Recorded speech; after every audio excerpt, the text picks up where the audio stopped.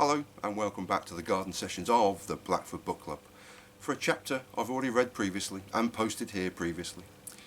But hey, it's a September heatwave. I'm sat here in the garden talking to a camera and I'm just going to read it again just for the hell of it. Reds in 7 heaven. Liverpool 7, Manchester United 0. With 15 minutes still to play this evening, the Kop, that mass of footballing humanity behind the goal of Anfield Stadium, where I've had the privilege of standing umpteen times in my match-going days, delved into their collective songbook for a tune to mark the occasion. They serenaded their footballing heroes dressed all in red with the old-school chants of 1, 2, 1, 2, 3, 1, 2, 3, 4, 5-0, before more old-school chants reverberated around the fields of Anfield Road. The Spanish matador cry of "Olé" surfaced as early as the 50th minute, as Liverpool had swept Manchester United away in just 7 minutes of actual game time, either side of half-time, to race to a 3-0 lead. "Show them the way to go home" soon followed as Darwin Núñez delicately flicked home his second goal of the game, and after Mo Salah had smashed home an unstoppable volley for his first. I adore the "Show me the way to go home" song, bastardised to reflect on the them, the opposition, and a bedraggled and beaten opposition serenaded, tired and weary into their beds. 'Cause they're only half a football team compared to the boys in red. Boy, do I love that song. It's the ultimate song of triumph. The opposition, whomever they shall be, are beaten, humiliated, no chance of a revival, and merely playing out time in utter, abject, embarrassed defeat. Today's defeated Red Devils of Manchester United were described by their legendary ex-defender Gary Neville on TV co-commentary duties as a shambles at 5-0 down, a disgrace at 7-0 down, and unprofessional during his first bout of post-match analysis. I'm sure worse followed and will continue to do so in the coming days, but he reserved his earliest and angriest criticism for United's captain Bruno Fernandes, who, like Luke Shaw in particular, completely lost their heads and their professionalism.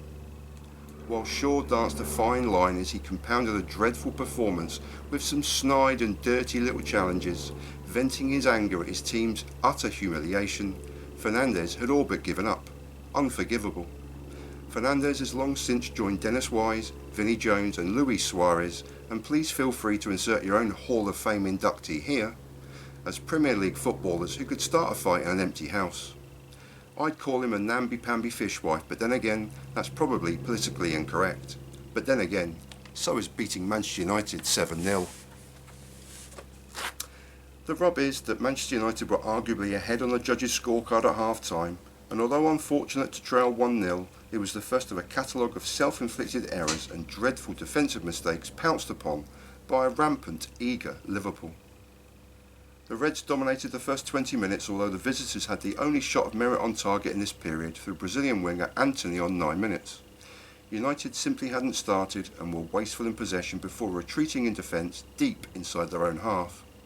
I then saw a slightly wilting and leggy Reds team surrender both the ball and control of the game to their visitors along the East Lancs Road.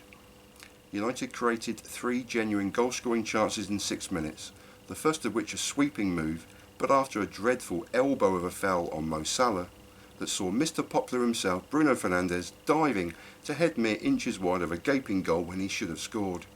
Casemiro did score 3 minutes before the break, rightly disallowed for the obvious offside, but his team were well on top until both Diogo Dalot and Fred switched off, self-inflicting their first error of a comedy full of them to follow, and Cody Gakpo curled a beauty of a goal past an unsighted David De Gea on the cusp of the half-time break.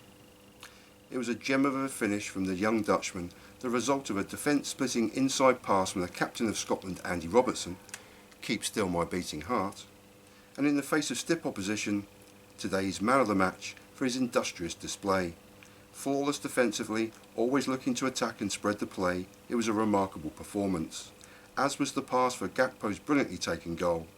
A comedy of errors would soon follow.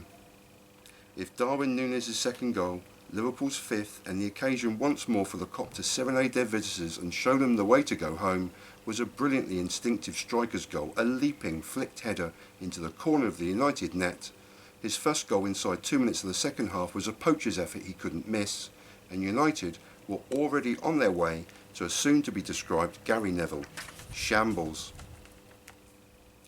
First, Luke Shaw simply surrendered possession to Harvey Elliott before Wout Weghorst, Casemiro and Rafa Varane all tamely dithered with limp challenges for a loose ball approaching their own penalty area before a Firmino chipped pass led to another Luke Shaw mistake and Núñez simply couldn't miss from Harvey Elliott's drilled cross. Mo Salah will undoubtedly have been a resounding choice by many for today's man of the match, and the somewhat absent Egyptian king of late is back, and now ahead of God Robbie Fowler as the Reds' all-time goal scorer in the Premier League. That very goal, Liverpool's 6th, owed a little more to the self-inflicted calamities happening everywhere inside the Manchester United penalty area as Luke Shaw crashed a hurried and panicked clearance against Roberto Firmino straight into the path of a gleeful Salah.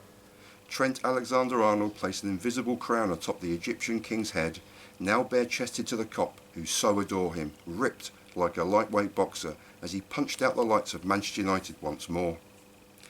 God himself later tweeted his appreciation of Salah, sitting in the seats named after him high in the main stand, although I doubt even God himself would have celebrated bare-chested in front of the Kop. If 6-0 up and 5 goals in front of the Kop wasn't perfect enough, then imagine the sloppy rebound from Scott McTominay that presented Salah his record-equalling goal earlier, and a ferocious right-foot volley that flew past the flailing David De Gea, or the beautiful Brazilian magician in the number 9 shirt. His exuberant celebration reflected all around those glorious fields of Anfield Road as 6-0 became 7-0 and a Reds' 7th heaven. Roberto Firmino, the glue, creative force and footballing nature and first line of defence for the Reds for 8 seasons, is soon to depart for footballing futures anew. It will pain me to see Bobby in someone else's shirt, but he leaves with the love he'll return with one day as a club legend. Rather fond was our Bobby of taking his shirt off, especially after a game-winning goal, or to crown his team as Club World Cup champions of the world in 2019. Talking of perfection, I'll leave you with this.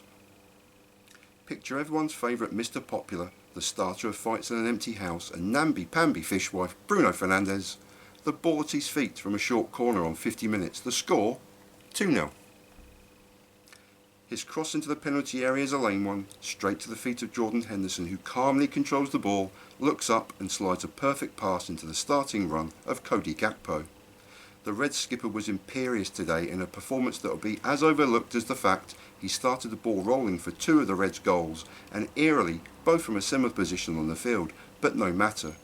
The ball was now at the flying feet of Mo Salah, who approached the usually impressive Lisandro Martinez, but today, and especially now, Salah made a mockery of him as he, in the footballing vernacular, turned him inside out before deliciously putting him on his backside as he played a sublime ball into the still running Cody Gakpo. With David De Gea racing from his line, the young Dutchman simply dinked an exquisite first-time beauty into the far corner of the Manchester United net, and they're tearing Manchester United apart here. Yes, they were, Mr. TV commentary man. Yes, they were. And that brings us to the end of another Garden Sessions from the Blackfoot Book Club. I almost read that. Almost. Alas. I thank you for watching. I thank you for being there. At the end of that camera that I'm looking at, I leave you in peace as a train roars by, and in solidarity. And I sincerely thank you for watching.